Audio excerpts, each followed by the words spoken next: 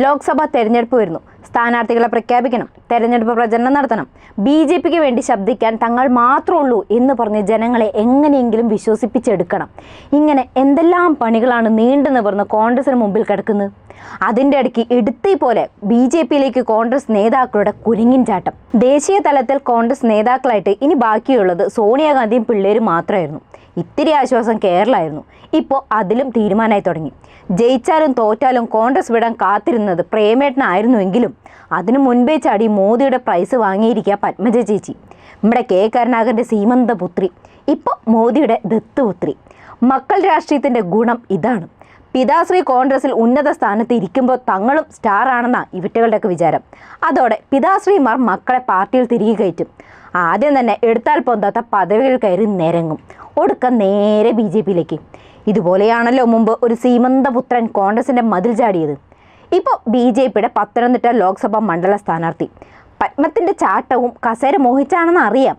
പക്ഷേ കേരളത്തിൽ നിന്ന് BJP ടിക്കറ്റിൽ മത്സരിച്ച് ജയിച്ച് കയറി മൂടുറപ്പിക്കാൻ ശിപാടാ. ഗുജറാത്തിലേക്കോ ഉത്തർപ്രദേശിലേക്കോ പോയാൽ ചിലപ്പോൾ ജയിച്ചേക്കാം. കഴിഞ്ഞ ദിവസം പത്മജ വേണുഗോപാൽ BJPയിലേക്ക് എന്ന വാർത്ത വന്നപ്പോൾ തന്നെ പുള്ളിക്കാരി വലിയൊരു പോസ്റ്റ് കിട്ടും.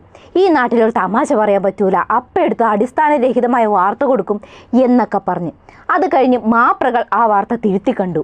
BJPയിലേക്ക് എന്ന വാർത്ത അടിസ്ഥാനരഹിതം എന്നൊക്കെ അടിച്ചു വിട്ടു.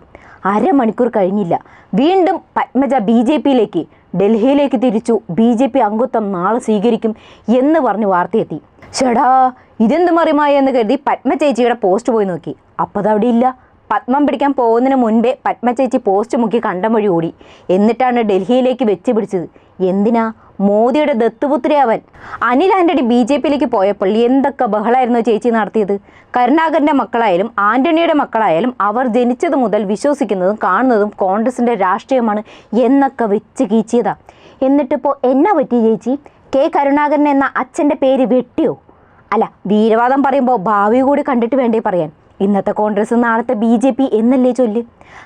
നിങ്ങളായി നിങ്ങളുടെ BJP. ഇതിൻ്റെ ഇടയ്ക്ക് വേറൊരു ഐറ്റം കൂടിയുണ്ട്. പത്മജ ചേച്ചി പോയ സങ്കടം പറഞ്ഞു വന്നപ്പോൾ അറിയാതെ സത്യം പറഞ്ഞു പോയിരിക്കുകയാണ് നമ്മുടെ ബിന്ദു കൃഷ്ണ. തീരുമാനം എടുത്തിട്ടുണ്ട് എങ്കിൽ, പുറത്തു വരുന്ന വാർത്തകൾക്കനുസരിച്ച് എടുത്തിട്ടുണ്ട് എങ്കിൽ EDയെ പേടിച്ചാകാനേ സാധ്യതയുള്ളൂ. കാരണം ED അവരുടെ ഭർത്താവിനെ ചോദ്യം ചെയ്തതായിട്ട് നേരത്തെ തന്നെ അറിയാൻ കഴിഞ്ഞു.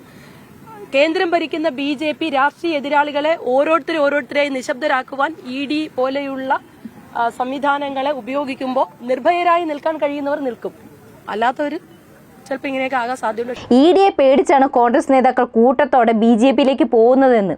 അതായത് തട്ടിപ്പും വെട്ടിപ്പൊക്കെ നടത്തിയത് BJPക്ക് അറിവുണ്ട്. അതുകൊണ്ട് തെരഞ്ഞെടുപ്പിടിച്ച് ഭീഷണിപ്പെടുത്തി കൊണ്ടുപോവുകയാണെന്ന്. ചുരുക്കി പറഞ്ഞാൽ കള്ളന്മാരെ ചൂണ്ടയിട്ട് പിടിക്കുന്നത് മോഡിജിയും അമിത്ജിയും ആണെന്ന്. എൻ്റെ ബിന്ദു ചേച്ചി, ED പേടിപ്പിക്കുന്നത് കോൺഗ്രസ് നേതാക്കളെ മാത്രമല്ലല്ലോ, ഇടതുപക്ഷ നേതാക്കളെയും വേട്ടയാടുന്നുണ്ട്. അവർക്കാർക്കും ഒരു പേടിയും ഓട്ടവും ചാട്ടവും ഒന്നും കാണുന്നില്ലല്ലോ. നമ്മുടെ തോമസ് ഐസക് തന്നെ ഒരു ഉദാഹരണമല്ലേ. ഐസക്കിനെ ഇപ്പം തന്നെ പൂട്ടിക്കളയും എന്ന് പറഞ്ഞു വന്ന EDയെ വിരട്ടി ഓടിച്ച നേതാവാണ് പുള്ളി. കാരണം അദ്ദേഹത്തിൻ്റെ മടിയിൽ കനമില്ല. മടിയിൽ കനമുണ്ടെങ്കിലേ ഭയക്കൂ എന്ന് മുഖ്യൻ പറഞ്ഞ പോലെ തന്നെ കട്ടിട്ടുണ്ട്. അത് പുറത്തു വരാൻ പേടിച്ച് BJPയിൽ പോയി. നാക്കുപഴയാണെങ്കിലും സത്യം പറഞ്ഞല്ലോ, സന്തോഷം. ഏതായാലും കോൺഗ്രസിന് വോട്ട് കൂത്തിയാലും അത് BJPക്ക് കൊടുക്കുന്ന വോട്ടിംഗ് മെഷീനെ കടത്തി വെട്ടിയിരിക്കുകയാണ് കോൺഗ്രസ് നേതാക്കൾ. ഇവരുടെ ചാട്ടം കണ്ട് വോട്ടിംഗ് മെഷീൻ നാണം കെട്ട് തല കുനിച്ചിരിക്കുമായിരിക്കും. അമ്മാതിരി കൂട്ടക്കൊഴിച്ചിലല്ലേ നടക്കണത്.